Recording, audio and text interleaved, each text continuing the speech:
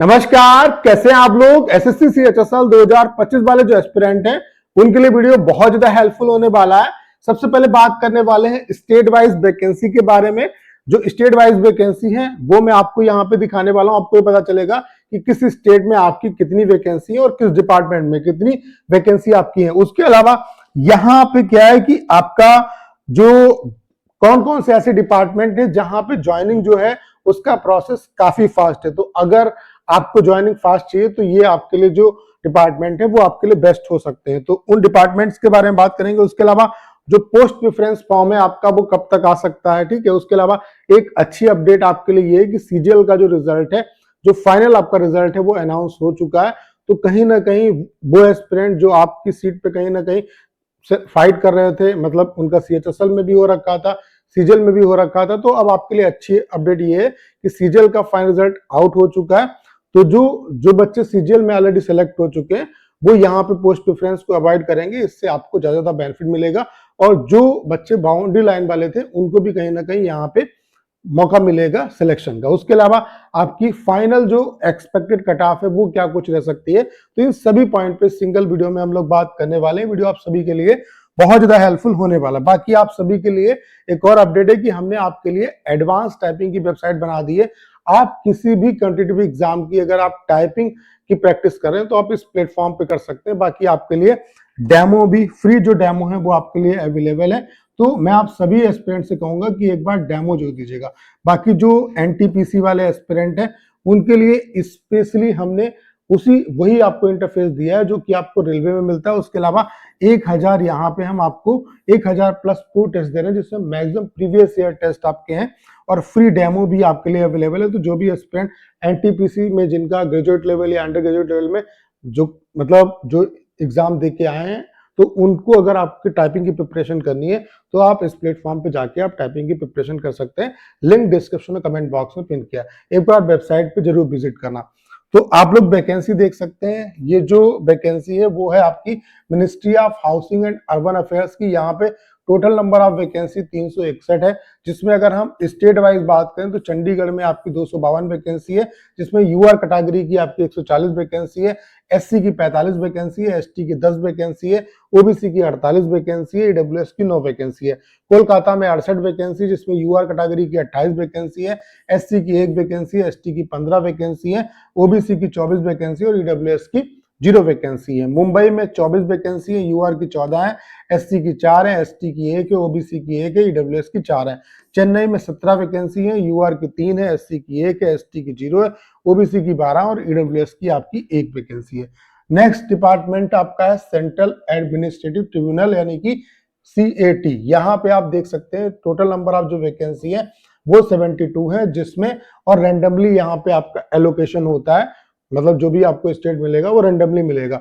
यहाँ पे यूआर की वैकेंसी 27 है, एससी की 12 है, एसटी की 1 वैकेंसी, ओबीसी की 21 वैकेंसी है और ईडब्ल्यूएस की जो वैकेंसी है वो आपकी यहाँ पे 11 वैकेंसी है, ठीक है। नेक्स्ट जो डिपार्टमेंट है वो आपका है, यहाँ पे आप देख सकते हैं, ये आपका LDC JSC department of commerce. जो डिपार्टमेंट ऑफ कॉमर्स है, यहाँ पे जो नंबर ऑफ वैकेंसी है वो आपकी कितनी है, यहाँ पे आप देख सकते हैं। यहाँ पे जो नंबर ऑफ वैकेंसी है वो आपकी 8 वैकेंसी है कोलकाता में, ठीक है।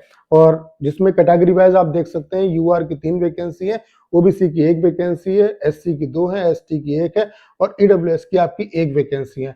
नेक्स्ट आप देख सकते हैं ये जो डिपार्टमेंट है वो है MEITY और इसकी जो पोस्टिंग होती है वो दिल्ली में ही आपकी होती है। यहाँ पे आप देख सकते हैं जेएससी की जो वैकेंसी है वो आपकी टोटल जो वैकेंसी है वो 7 है, जिसमें यूआर की 4 वैकेंसी है, एसटी की आपकी 1 वैकेंसी है, ओबीसी की आपकी यहाँ पे 2 वैकेंसी है, ठीक है। उसके अलावा नेक्स्ट जो डिपार्टमेंट है वो आपका है controller general of patent and design and trade marks. जो डिपार्टमेंट है वो है, यहाँ पे नंबर ऑफ वैकेंसी जो है वो 11 है, जिसमें जनरल की 4 है, ओबीसी की 2 है, ईडब्ल्यूएस की आपकी 2 है वैकेंसी। अगर हम स्टेट वाइज बात करें तो कोलकाता में आपकी 1 वैकेंसी है, मुंबई में आपकी 5 वैकेंसी है, उसके अलावा चेन्नई में आपकी 3 वैकेंसी है, दिल्ली में आपकी 2 वैकेंसी है, ओवरऑल यहाँ पे 11 वैकेंसी है, ठीक है। तो ये कुछ जो है वैकेंसी है स्टेट वाइज वो आप देख सकते हैं। बाकी मैं प्रयास करूंगा कि जितने भी डिपार्टमेंट है उनकी आपको जहां जहां भी स्टेट वाइज आपको प्रेफरेंस मिलता है और स्टेट वाइज जहां पे वैकेंसी होती है वो आपको मैं चार्ट प्रोवाइड कराऊं। बाकी अगर हम उन डिपार्टमेंट की बात करें जहां पे फास्ट ज्वाइनिंग होती है, यानी कि ज्वाइनिंग में बहुत ज्यादा टाइम नहीं लगता है, 1-2 महीने में नॉर्मली आपकी ज्वाइनिंग हो जाती है। बाकी कुछ डिपार्टमेंट ऐसे हैं जो 6-6, 7-7 महीने ले लेते हैं।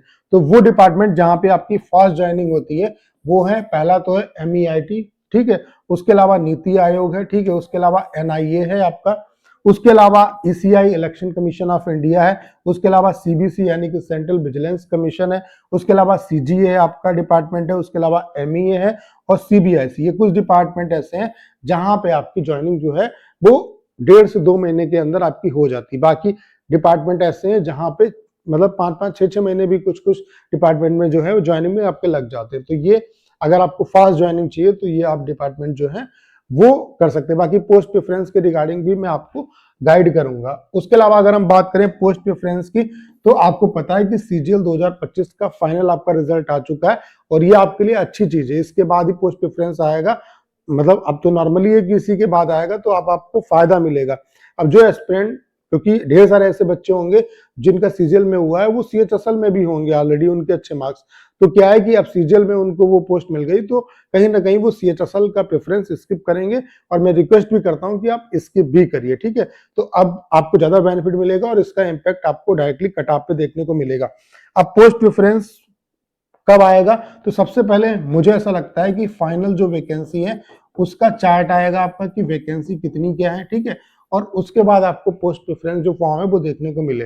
तो हाईली चांसेस हैं कि आपको इस महीने में पोस्ट जो प्रेफरेंस फॉर्म है वो देखने को आपको मिल सकता है इस मंथ के लास्ट तक, ठीक है। बाकी एक्सपेक्टेड कट ऑफ की अगर हम बात करें तो ये कुछ आपकी कट ऑफ रह सकती है। मिनिमम अगर आपके इतने मार्क्स है, मेरे हिसाब से आपको एक पोस्ट मिलनी चाहिए। यूआर कैटेगरी से 298, OBC से 295, EWS से 296, SC से 285 और ST से आपका 270। अगर इतने मार्क्स हैं तो मेरे हिसाब से आपको पोस्ट प्रेफरेंस जरूर भरना चाहिए।